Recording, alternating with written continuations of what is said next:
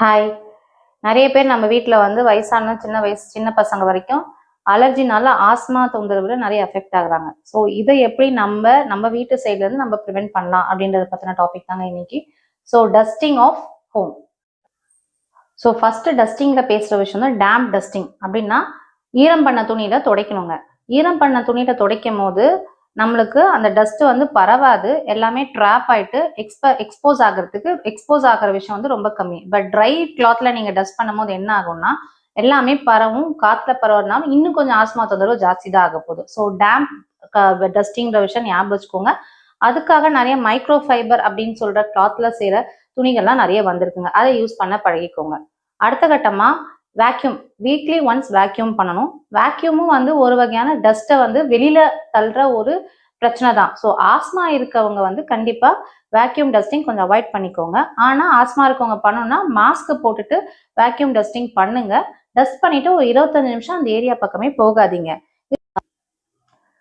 So vacuum cleaner அடுத்தபடியா air purifier. இதுலயும் ஹெப்பா ஃபில்டர்ஸோட வருதுங்க. ஸோ இதை யூஸ் பண்ணி நம்மளோட ரூமை வந்து எப்பவுமே கிளீனா இருக்க மாதிரி பார்த்துக்கோங்க. அதுக்கப்புறம் டஸ்ட் இருக்க ஏரியாவை வந்து எப்பயுமே டஸ்ட் சேகரிக்க ஏரியா எதுன்னு கண்டுபிடிச்சு அந்த இடத்த கிளீனா வச்சுக்கணும். எஸ்பெஷலி நம்மளோட ரேக்ஸுங்க, நம்மளோட நியூஸ் பேப்பர்ஸ் வைக்கிறது, புக்ஸ் வைக்கிறது, நம்மளோட ட்ரெஸ்ஸஸ் வைக்கிறது, ஸோ இந்த மாதிரி க்ரௌடடா இருக்க பிளேசஸ் எல்லாம் அரேஞ்ச்மெண்ட் பண்ணும் போதே ரொம்ப ஃப்ரீயா இருக்க மாதிரி அரேஞ்ச் பண்ணிக்கோங்க. மேலும் அதெல்லாம் மேக் ஓவர் பண்றதுக்கு நம்ம ஃபர்னிச்சரைஸ் யூஸ் பண்ணும் போது வினைல் கோட்டிங் இருக்க மாதிரி விஷயங்கள், லெதர் விஷயங்கள், உடன் விஷயங்கள், இந்த மாதிரி ஈஸியா கிளீன் பண்ற மாதிரி விஷயங்கள்ல உங்களோட ரேக்ஸை மேக் ஓவர் பண்ணிக்கோங்க. ஸோ அடுத்து வந்து டஸ்ட் மைட் அப்படின்னு ஒரு ஆர்கானிசம் இருக்குங்க. இது வந்து எப்படி வளருதுன்னா ஒரு ஹியூமிட் கிளைமேட்லயே வார்மான கிளைமேட்ல தான் நிறைய இருக்குது.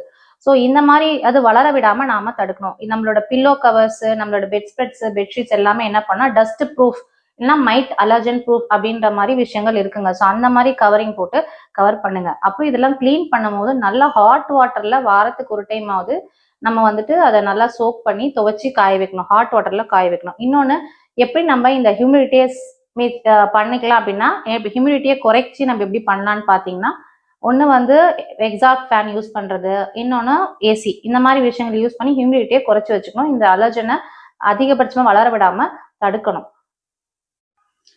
ஸோ எல்லாத்துக்கும் மேலே வென்டிலேஷன்ற விஷயம் ரொம்ப ரொம்ப இம்பார்ட்டன்ட். ஸோ ஒரு வீட்டில் கண்டிப்பாக வென்டிலேஷன் ப்ராப்பராக இருக்கணும்.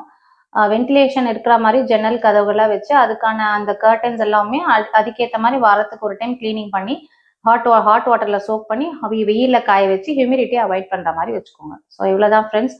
ஸோ வீட்டை கிளீனா வச்சுக்கோங்க, ஆஸ்மால இருந்து ரிலீவ் ஆகும். தேங்க்யூ.